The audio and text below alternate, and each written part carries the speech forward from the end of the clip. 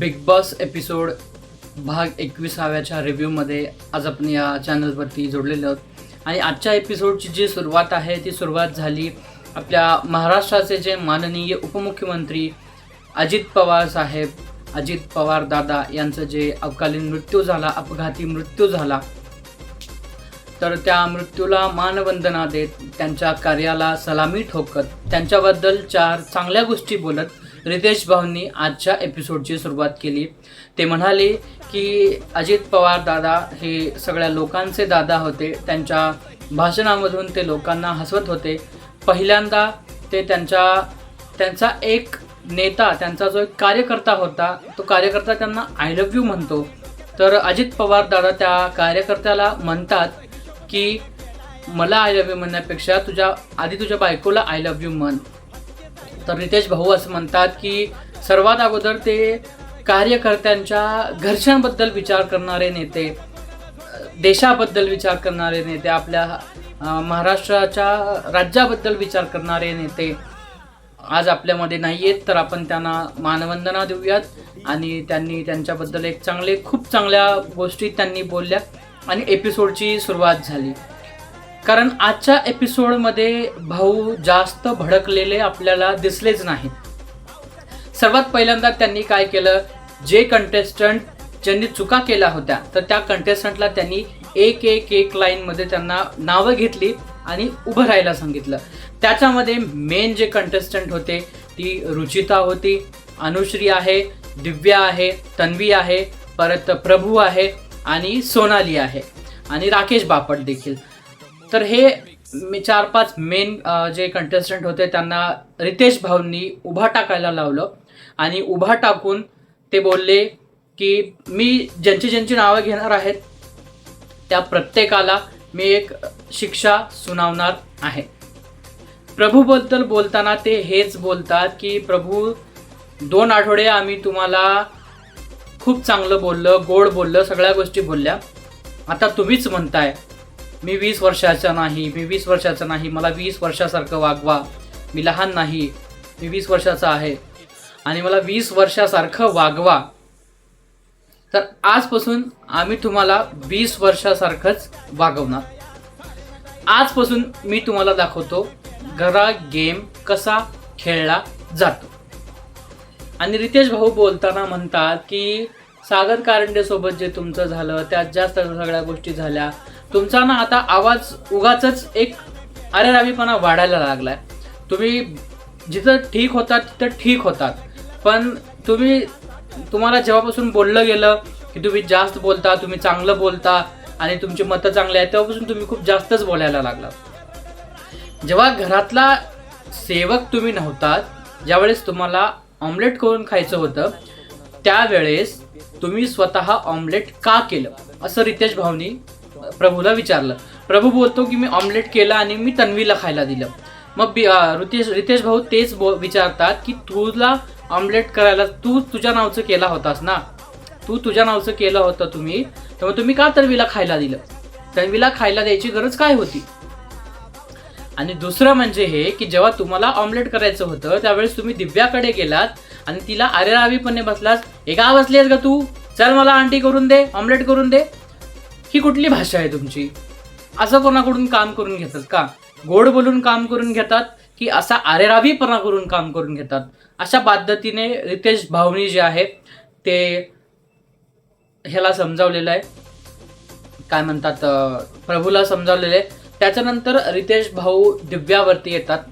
दिव्या आणि राकेशला असं म्हणतात की दिव्या, बाहेर तुम्ही लीडर आहात पण इथं तुम्ही फक्त सपोर्टर दिसताय राकेशचे. राकेशसाठी तुम्ही जिथं तिथं स्टँड घेताय. राकेशला रितेश भाऊ बोलले की आम्ही मागच्या आठवड्यामध्ये तुम्हाला बोललो की तुम्ही खूप दिसलो आणि तुमची मतं चांगल्या पद्धतीने म्हणलं. या आठवड्यात तर तुम्ही गायबच झालात. या आठवड्यात तुमची काहीच पर्सनॅलिटी अजिबात दिसलेली नाही. जी पर्सनॅलिटी दिसली ती तुमची पर्सनॅलिटी दिव्या जी आहे ती पुढे चालवत होती. म्हणजे दिव्या जिथे तिथे दादाला हे आवडतं, दादाला हे आवडत नाही, दादा असं म्हणतो, दादा असं बोलला म्हणून आपल्याला करायचंय, दादा तसं बोलला म्हणून आपल्याला तसं करायचंय. फक्त दादा दादा दादा. दिव्या फक्त तुम्ही दादा करत होतात. तर या घरामध्ये एक नवीन योजना चालू झालेली आहे, लाडका भाऊ योजना. तर असं रितेश भाऊ दिव्याला सांगतात की मला हे म्हणायचं नाहीये, तुम्ही मला आता शुगर कोट करून गोष्टी सांगू नका, घुमून फिरून गोष्टी मला नका सांगू, तुम्ही किती खरे आहात आणि किती खोटे आहात. माझं म्हणणं फक्त एवढंच आहे की तुम्ही जशा बाहेर लीडर दिसत होतात तसं तुम्ही घरात लीडर अजिबात दिसत नाही.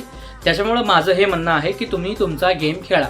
इनडायरेक्टली रितेश भाऊनी काय केलेलं आहे किंवा मेकर्सनी त्यांच्या कानामध्ये सांगितलं असेल किंवा काही गोष्टी असतील, पण शोमध्ये काही इंटरेस्टिंग गोष्टी होत नाहीयेत. म्हणून जी ही टीम आहे, ही टीम जर एकमेकाच्या अगेन्स्ट खेळली, एकमेकाच्या अगेन्स्ट जर त्यांनी भांडणं केले, एकमेकाच्या अगेन्स्ट जर त्यांनी आवाज उठवले, तर शोमध्ये काहीतरी इंटरेस्टिंग होईल असं त्यांना वाटतं. म्हणून त्यांनी आज या भाऊच्या धक्क्यावरती राकेशला आणि दिव्याला वेगळा करायचा प्रयत्न केला. एक रियालिटी चेक देण्यात आला दिव्याला की दिव्या तू बाहेर कशी दिसत आहेस. तर आता हा जो रियालिटी चेक आहे, दिव्या कुठल्या पद्धतीनं घेते आणि कुठल्या पद्धतीनं दिव्या या सगळ्या गोष्टी फॉलो करते आणि कसं करते ते येणारा गेमच आपल्याला दाखवेल. त्याच्यानंतर रितेश भाऊ जे आहेत ते आयुषवरती येतात. आयुषला म्हणतात की आयुष, तुम्ही अंडी चोरल्यानंतर घरामध्ये हंगामा केला, नाही त्या गोष्टी तुम्ही घरामध्ये केल्या आणि ज्यावेळेस 900 रुपयाचा बॉडी वॉश चोरीला जातो त्यावेळेस तुम्ही काहीच रिॲक्शन घेत नाही, तुम्ही तिथं शांत असता, तुम्ही काहीच बोलत नाही. अंड्याच्या वेळेस पण तुम्ही तेवढा काही आवाज उचलला नव्हता. रुचिताचं टावेल चोरीला गेलं होतं त्यावेळेस पण तुम्ही काही आवाज उचलला नाही. सो तुम्ही आवाज कधी उचलणार? तुमचा आवाज हा महाराष्ट्राला दिसला पाहिजे. कॅप्टन तर तुम्ही होतात, पण कॅप्टनचा जो दबदबा लागतो, जो दरारा लागतो, इंग्लिशमध्ये ओजी जे म्हटलं जातं, ते तुम्ही नाही आहात. तुमच्यामधला ओजीपणा कॅप्टनशिपमध्ये अजिबात दिसलेला नाही, अजिबात दिसलेला नाही. त्याच्यामुळे रितेश भाऊ असं म्हणतात की तुम्हाला सगळ्या गोष्टी ज्या आहेत थोड्याशा गोष्टी स्ट्रॉंग कराव्या लागतील. प्रत्येक ठिकाणी तुम्ही होजी होजी होजी करताय ते करणं तुम्हाला टाळलं पाहिजे आणि तुम्हाला तिथं त्या गोष्टीसाठी भांडलं पाहिजे, त्या गोष्टीसाठी तुम्हाला स्टँड घेतला पाहिजे, जे की तुम्ही स्टँड घेत नाही.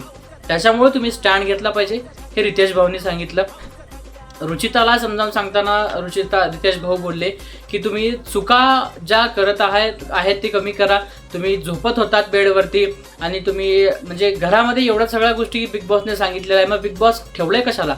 जर तुम्हाला बिग बॉसचा आदरच करायचा नाही तर तुम्ही सरळ घराच्या बाहेर जाऊ शकता. अशा पद्धतीनं बिग बॉसने, रितेश भाऊने रुचिता, सोनाली, तन्वी, अनुश्रीला तर एक चांगलाच दम भरलाय की म्हणजे तुमचा जो आरेरावीपणा आहे, जो असं करताय, तुम्ही चॉकलेट चोरून खाताय, तुम्ही हे करताय ते करताय, मग तुम्ही गोष्टी चोरताय, त्या गोष्टी तुम्ही करायला नाही पाहिजे. जर त्या गोष्टी अशाच जर चलत राहिल्या तर तुम्हाला म्हणजे शोमध्ये तुम्ही खूप वाईट पद्धतीने जात आहात. आणि मग अनुश्रीला रितेश भाऊ विचारतात की तुम्ही अशाच आहात का? तर अनुश्री बोलते की मी बाहेर पण सर अशीच आहे.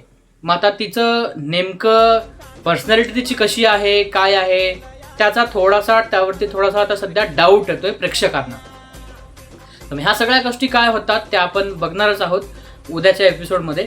आणि रितेश भाऊ नंतर आले सागर कारंडेवरती की सागर कारंडेनं जे वाक्य बोललं होतं की आता टोळी 8 जणांची आहे, हे 4 जण आहेत, तुम्ही 4 जण आहोत, त्यात सगळ्यांना असं दाखवायचं की तुम्ही 4 जण आहोत, कॅमेरावाल्याला शोवाल्याला पण असं दाखवायचं की तुम्ही 4 आहोत.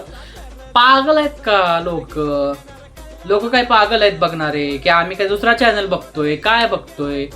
आम्ही तेच चॅनल बघतोय जे तुम्ही बघताय, जिथं तुम्ही बोलताय. आणि सागर कारंडे बहुतेक विसरले की तिथं कॅमेरे, माईक आहेत, सगळं दिसल. तरी सागर कारंडेने काय केलं ते बोलून गेले. आणि जेव्हा रितेश भाऊनी तो प्रश्न विचारला तर त्यांची फॅफॅ उठली, त्यांची बोलतीच बंद झाली. ते दुसरेच उत्तर द्यायला लागले, मी त्या पद्धतीने म्हणत नव्हतं, ते ड्युअल पर्सनॅलिटी दिसत आहेत, म्हणजे ते 4चे 8 झाले असं ते दिसत आहेत, काहीतरी वेगळंच बोलू लागले ते. पण रितेश भाऊ त्यांच्या मतावरती ठाम होते आणि रितेश भाऊनी चांगल्या पद्धतीने सागर कारंडेची जी रियालिटी आहे ती घरच्यांसमोर आणून ठेवलेली आहे. मग या सगळ्या गोष्टीचा परिणाम जो आहे तो कशा पद्धतीनं सागरच्या गेमवरती होतो ते आपल्याला पुढच्या आठवड्यामध्ये नक्कीच बघायला भेटणार आहे. दुसरी गोष्ट म्हणजे सागर कारंडे रितेश भाऊ जे आहेत ते विशालचं कौतुक करताना दिसले की विशाल गेम खेळतो, असं करतो तसं करतो. भलेही विशालने असं केलं तसं केलं तरी त्यांनी तन्वीला सेफ केलं, तन्वीला नॉमिनेट केलं नाही, तन्वीला वोट दिलं आणि चांगल्या पद्धतीनं ते गेम खेळतात असं रितेश भाऊ थोडक्यामध्ये त्यांनी त्याचं विशालचं कौतुक केलं. त्याच्यानंतर दीपालीला सुद्धा त्यांनी रियालिटी चेक दिला की दीपाली सागर म्हणजे तुमच्या विरोधात हे सगळे घरचे कसे आहेत किंवा तुम्हाला एक रियालिटी चेक द्यावा म्हणून मी ह्या सगळ्या गोष्टी सांगतोय, कारण तुम्हाला थोडंसं स्ट्रॉंग व्हायला पाहिजे. राकेशने तुमचा जो आहे तो साथ सोडला, परत प्राजक्ताने सोडलेला, परत अजून कोण होतं, करणने सोडलेला. त्याच्यामुळं रितेश भाऊ असं सांगताना की हे बघा अशा गोष्टी सगळ्या चालू आहेत आणि या सगळ्या गोष्टी फॉलो करणं तुम्हाला खूप गरजेचं आहे आणि अशा सगळ्या गोष्टी शोमध्ये चालू आहेत. सो मग रितेश भाऊनी थोडक्यात आज खूप संयमाने सगळ्या गोष्टी घेतलेल्या आहेत. कोणावरतीच ते हार्श झाले नाहीत, कोणावरती ते ओरडले नाहीत आणि सगळ्यांना चांगल्या पद्धतीनं समजावून सांगायचा प्रयत्न केला आहे. आणि रितेश भाऊनी असा खुलासा केला आहे की यावेळेस मी तुम्हाला एविक्शन जे आहे ते खूप शॉकिंग एविक्शन असणार आहे असं रितेश भाऊनी सांगितले. 100% हे जे इव्हिक्शन असणार आहे ते सोनाली राऊतचं असणार आहे, कारण ओमकार राऊत हे तर फिक्स इव्हिक्शन आहे. म्हणजे लोकांना असं वाटतं, घरातल्यांना असं वाटत होतं की ओमकार आता नॉमिनेशनमध्ये आला म्हणजे ओमकारच इव्हिक्ट होईल, पण सोनाली पण नॉमिनेशनमध्ये आहे आणि सोनाली काही करत नाहीये शोमध्ये. भलेही ती टोमणे मारत असते, आग लावत असते, छोट्या छोट्या गोष्टी बोलत असते, पण शोमध्ये काही करत नाही. मग त्याच्यामुळं तिला बहुतेक वोट कमी मिळाले असतील किंवा बिग बॉसना सोनालीला घराच्या बाहेर काढायचं असेल, कारण ती काहीच कंटेंट देत नाही. बहुतेक ती हायेस्ट पेड कंटेस्टंट असावी, what ever it is, but ती शोमध्ये काही करत नाहीये. तिची पर्सनॅलिटी ती दाखवत नाही, लपली तिची पर्सनॅलिटी. त्याच्यामुळं तिचे चान्सेस आहेत. आणि शॉकिंग इव्हिक्शन म्हटल्यानंतर एक तर डबल इव्हिक्शन असेल किंवा सोनाली राऊत जाईल, दोन्हीपैकी एक होईल. सोनाली राऊत तर कन्फर्म आहे. आणि बिग बॉसने जे मुद्दामून चुका करत होते लोक घरामध्ये, कंटेस्टंट जे होते, तर त्यांना ही शिक्षा दिलेली आहे की पुढच्या आठवड्यामध्ये जे कॅप्टन्सी टास्क होईल तर त्या कॅप्टन्सी टास्कची कंटेंडरशिप तुमच्याकडून काढून घेण्यात आलेली आहे. म्हणजे तुम्ही कॅप्टनशिपमधून तुम्ही कॅप्टन होऊ शकत नाही. तुम्ही नॉमिनेशनमधून सेव्ह होऊ शकता पण तुम्ही कॅप्टन होऊ शकत नाही. तर अशी शिक्षा ह्या सगळ्याला दिलेली आहे. आणि उद्याच्या एपिसोडमध्ये कोण असणार ते शॉकिंग इव्हिक्शन, काय असणार ते शॉकिंग इव्हिक्शन आणि अजून कुठल्या गोष्टी उद्याच्या एपिसोडमध्ये होणार, तर हे आपण उद्याच्या एपिसोडमध्ये बघूयात. तर आपण भेटूयात उद्याच्या एपिसोडच्या रिव्ह्यूमध्ये. जय महाराष्ट्र.